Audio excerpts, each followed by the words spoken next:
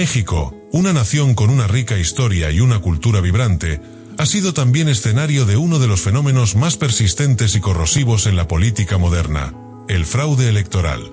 Este oscuro espectro ha empañado la voluntad popular, ha distorsionado el curso de la historia y ha perpetuado el poder de aquellos que buscan controlarlo todo desde las sombras. En el capítulo 13 del libro Gracias de Andrés Manuel López Obrador, titulado Otra vez el fraude, se ofrece un relato exhaustivo de cómo la maquinaria del fraude electoral no solo ha persistido, sino que ha evolucionado y se ha perfeccionado, convirtiéndose en una herramienta letal contra la democracia. Este capítulo no es solo una crónica de eventos, sino una denuncia apasionada y bien documentada que expone las entrañas de un sistema político manipulado. Prepárate para un recorrido intenso por un capítulo que revela la cruda realidad de las elecciones en México y los poderosos intereses que las han corrompido. El capítulo comienza con una retrospectiva histórica que enmarca el contexto del fraude electoral en México, un país donde la democracia ha sido históricamente frágil y muchas veces inexistente. Desde los tiempos de la dominación colonial, donde los virreyes eran designados desde España y los gobernadores locales ejercían su poder sin ningún tipo de consulta popular, hasta las turbulentas elecciones del siglo XIX, México ha sido escenario de elecciones manipuladas y fraudulentas. López Obrador subraya que incluso en la etapa de la República restaurada, cuando figuras como Benito Juárez y Sebastián Lerdo de Tejada gobernaban con una aparente mayor libertad, las elecciones seguían estando marcadas por la violación del sufragio y la imposición de candidatos a través de la fuerza. Este patrón de fraude electoral se mantuvo durante el Porfiriato, donde la figura de Porfirio Díaz consolidó un régimen antidemocrático basado en la represión y la manipulación política. La democracia se convirtió en una mera fachada, un trámite rutinario que ocultaba una dictadura que se perpetuaba a sí misma. Esta tradición de fraudes y manipulación continuó después de la Revolución Mexicana, cuando el Partido Revolucionario Institucional PRI se estableció como el partido hegemónico en México. Durante décadas, el PRI utilizó el fraude como una herramienta para garantizar su permanencia en el poder, llevando a cabo fraudes electorales en diversas elecciones presidenciales, siendo los más destacados los cometidos contra José Vasconcelos en 1929, Juan Andreu Almazán en 1940, Miguel Enríquez Guzmán en 1952 y Cuauhtémoc Cárdenas en 1988. López Obrador describe cómo este ciclo de fraudes continuó durante el periodo conocido como el PRIAN, una fusión de intereses entre el PRI y el Partido Acción Nacional, PAN, que culminó en dos fraudes electorales masivos en 2006 y 2012. En 2006, la imposición de Felipe Calderón como presidente fue un golpe devastador para la democracia en México. Según López Obrador, este fraude fue orquestado mediante la manipulación cibernética del sistema de cómputo electoral, un proceso que fue facilitado por el cuñado de Calderón, Hildebrando Zavala, quien tenía acceso al sistema. Este fraude fue ejecutado con la complicidad de las autoridades electorales y los grandes poderes económicos que temían un cambio real en la dirección del país.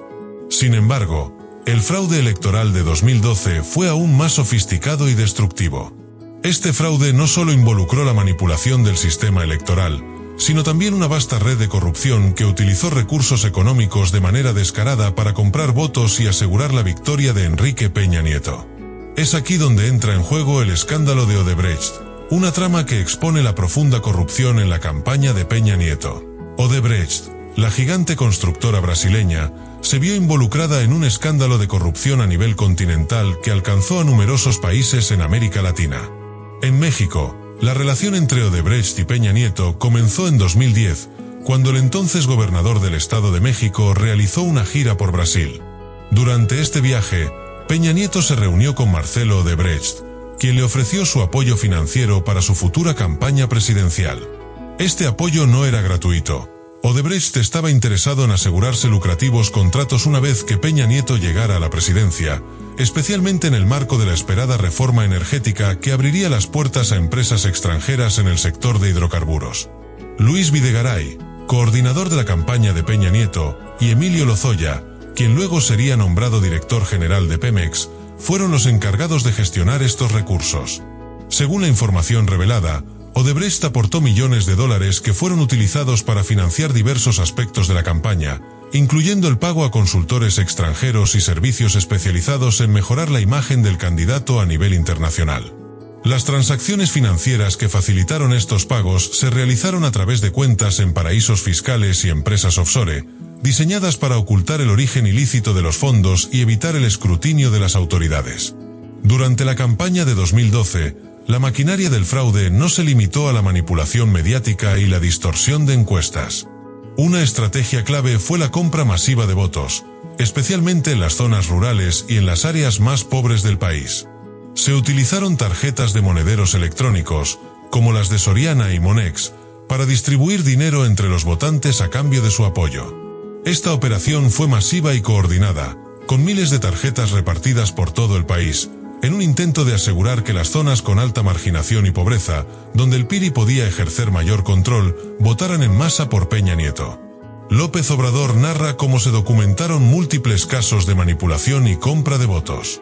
Las tarjetas de Soriana, por ejemplo, fueron distribuidas en las vicarías y salones comunales, con instrucciones claras de que serían activadas solo si los votantes cumplían con su parte del trato y apoyaban al candidato del PRI.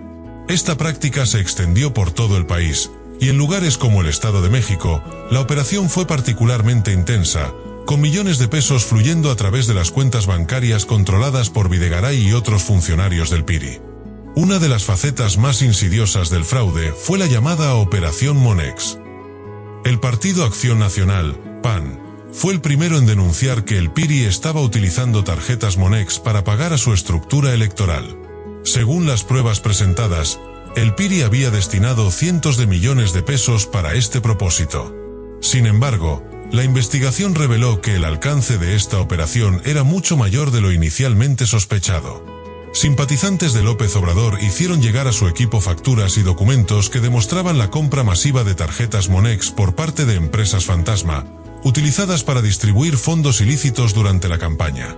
Estas tarjetas no solo se entregaron a representantes de casilla y coordinadores de la estructura electoral del PRI, sino que también se utilizaron para comprar votos en masa. En estados como Tabasco, se documentó que miles de personas recibieron estos monederos electrónicos a cambio de su voto, y en muchos casos, se utilizaron también para pagar a los promotores del voto en las zonas rurales. López Obrador señala que el uso de las tarjetas Monex fue solo una parte del fraude. Otros bancos, como Santander y Bancomer, también fueron utilizados para distribuir dinero a través de tarjetas prepagadas, en un esfuerzo coordinado para asegurar la victoria de Peña Nieto.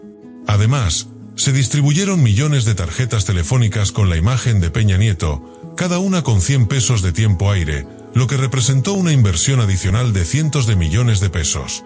A pesar de las múltiples denuncias y pruebas presentadas por el equipo de López Obrador, las autoridades electorales, incluyendo el Instituto Federal Electoral, IFE, y el Tribunal Electoral del Poder Judicial de la Federación, TEPJF, mostraron una total indiferencia o complicidad con el fraude.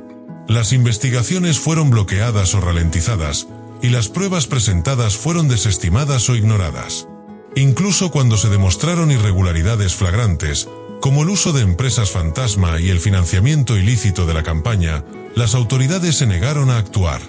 López Obrador destaca cómo los consejeros del IFE y los magistrados del Tribunal Electoral del Poder Judicial de la Federación, que debían garantizar la legalidad del proceso electoral, se convirtieron en defensores del régimen corrupto que había orquestado el fraude.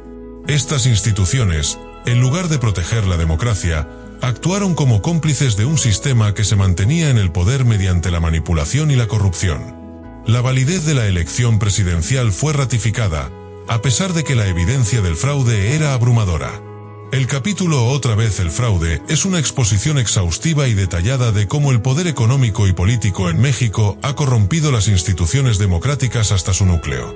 La participación de empresas como Odebrecht en el financiamiento ilegal de campañas políticas es solo la punta del iceberg de una red de corrupción que ha socavado la voluntad popular y ha perpetuado la desigualdad y la injusticia en México. Este capítulo no solo documenta los hechos, sino que también hace un llamado urgente a la acción para reconstruir las instituciones del país y garantizar que la democracia sea una realidad para todos los mexicanos. La historia que se narra en este capítulo es un recordatorio de que la lucha por la democracia en México está lejos de haber terminado. A pesar de los retrocesos y las traiciones, la resistencia continúa. Es un llamado a no bajar la guardia, a no aceptar la corrupción como un hecho inevitable y a seguir luchando por un México donde la voz de todos sea escuchada y respetada. Gracias por acompañarnos en este recorrido por uno de los capítulos más oscuros y reveladores de nuestra historia reciente. Que este relato te inspire a seguir adelante en la búsqueda de un país más justo, más democrático y más digno. ¡Hasta la próxima!